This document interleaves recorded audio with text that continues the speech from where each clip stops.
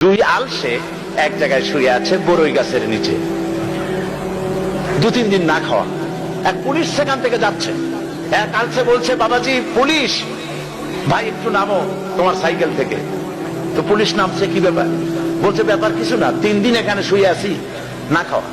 এই গাছে এত পাকা পাকা কুল, কত পাকা পাকা বড়ই চতুর্দিকে পড়ে আছে, 3 দিনের মধ্যে একটা মানুষের দেশে পাইলাম না। এরা কি মানুষের প্রতি কোনো দরদ নাই নাকি বুঝি না, একটা মানুষ পেলাম না যে একটা কুল ওখান থেকে উঠাই আমাদের মুখে তুলে খাওয়ায় দেয়।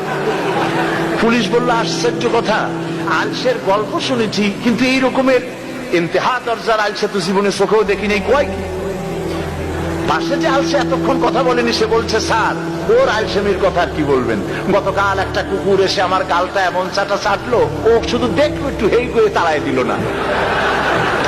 মুসলমানদের অবস্থা বোধহয় এর থেকেও নিকৃষ্ট পর্যায়ে চলে গেছে। আমি আপনাদের